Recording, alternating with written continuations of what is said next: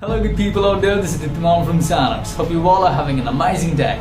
Like I said in my previous video, the next video is gonna be about a digital artwork challenge. So yes, here I am with the digital artwork challenge video. At the end of the session, we're gonna see something like this. And yes, as you can see from the artwork itself, the theme is about Durga. It was back then in October 2020 when I got to record the first ever digital artwork challenge video. Although compared to works of these days, I see a lot of mistakes in it. But still, this artwork, this time-lapse, this whole thing is very much close to my heart because this is my very first video and at the same time I did it with a festive mentality. Today's video is gonna comprise the time-lapse of this video and at the same time my experiences and the tactics that I could have added back then that would have made the artwork even more better or more improved. So without wasting any further ado, let's get started. As you can see, I started with the sketch part, which is obviously the basic thing about every painting. Although I wasn't quite sure what my plan is afterwards, as I did not use any reference. But my ultimate goal was to capture a very precious moment of this deity. That is, the moment when she is about to leave this mighty earth, after completing all those deadly stuffs, the wars, the fights, everything. So eventually it's gonna be a sad scene, yeah. Through this preliminary sketch, I was trying to figure out a floating gesture of this deity with all those unique elements in her hands. As you can see, I was spending way too much time on the sketch part, clearing out the edges, the body parts, the hands, the weapons, everything. But it's wise to use more time on the color section instead of this sketch thing. Because eventually this draft work or line art, whatever we say, this gets overlapped with the colored layer. In the process, you will be seeing a lot of times I'm just consistently changing the brush strokes or like changing the background colors again and again, as I was not previously concerned about my outcome, so I was just following the trial and error process. And sometimes I used the liquify tool, which you can find under the filter menu. Although for this painting I did not use that tool that much because I already did spend a lot of time making it like the best fit for my artwork. You can totally relate to what I'm talking about at the end of this video because I added a animated version of this 2D artwork and I think that's convenient enough to get the whole theme.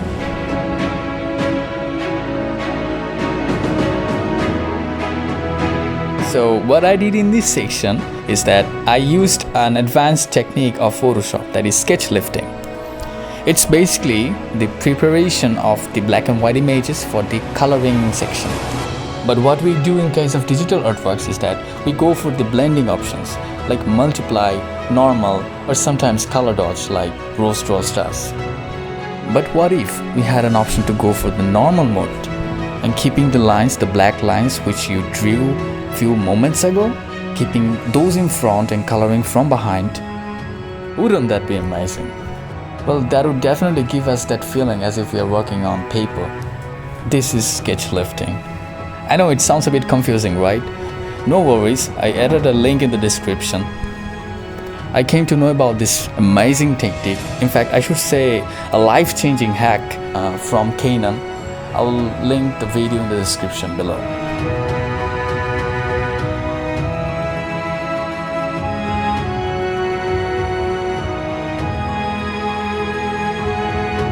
Like I said previously, I did spend a huge amount of time for the sketch thing. I could have done one thing back then that could have reduced the time taken by me for the whole process. Photoshop is a vast thing. It's really hard to conquer all the tools, all the keys of the software.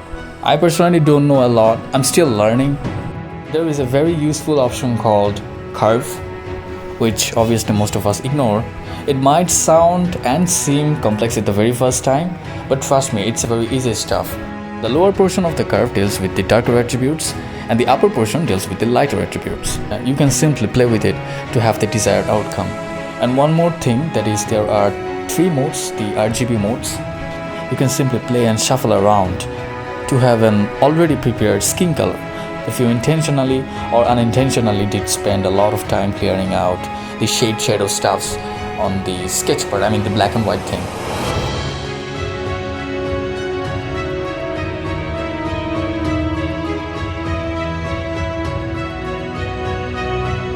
You can see I'm taking a reference artwork at the left side of the screen.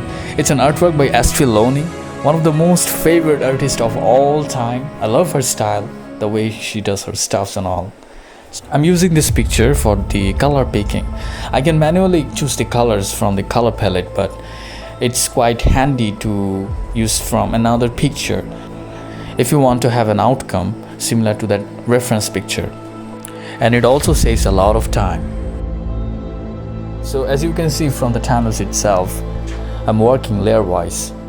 But one thing to mention, that is the base layer would be the darkest of all. Here lies the difference between the traditional art and the digital art. When we work on paper manually, what we do is that we go from lighter to darker shades.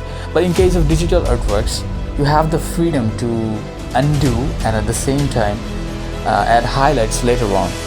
So in another word, it's more like painting from a negative scale.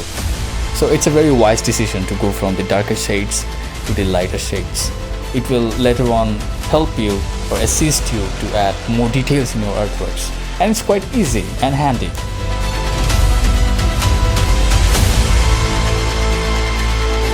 And don't you worry about the outcome of the faces, especially bringing out the aura, the vibe, the vibrance of the faces, because there is an easy option for that. You can go for the adjustment option under the image menu, and then you can play with the brightness, contrast, saturation, hue, anything, and you can have your desired result. Well, when I was working on this piece, I wasn't quite aware of the masking option, so I did not use any mask tool or anything in this whole process, as you can see. The quick selection tool is one of the most vital tools out there in Photoshop. The best thing about this is that it gives you the freedom, the facility to paint object by object. Suppose you are trying to draw hands and you don't want other stuffs like the dress or the ornaments to mess up. Well, for that scenario, it's gonna fit the best. You can simply select an object, paint it, and then go for the next one. And you don't necessarily have to panic thinking about painting in the wrong subject, wrong stuff.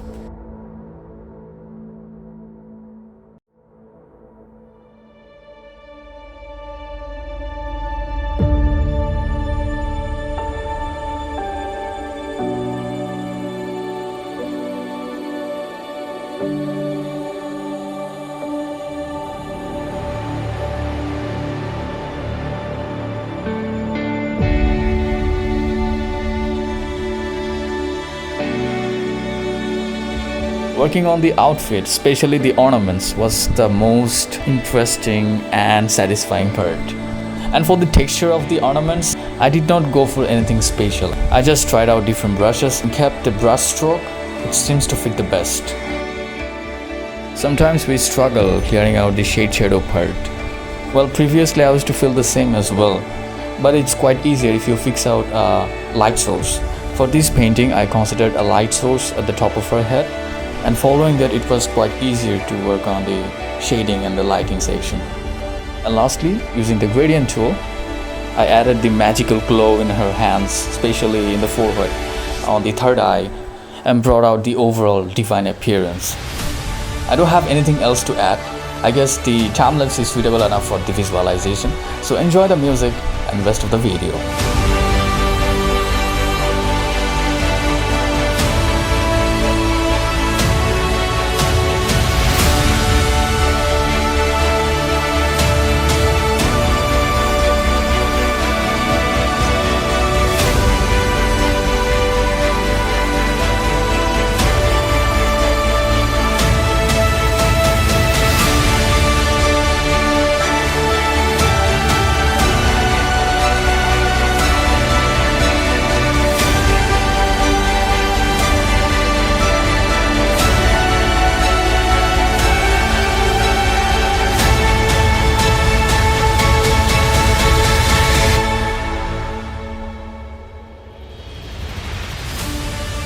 And lastly, I tried animating the studio artwork, so enjoy the final outcome.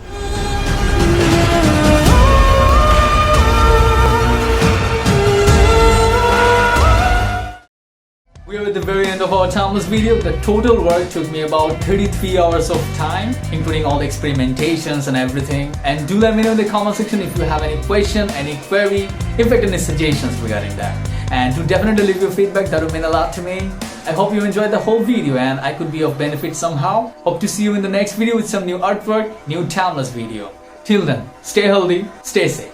Best wishes from my side.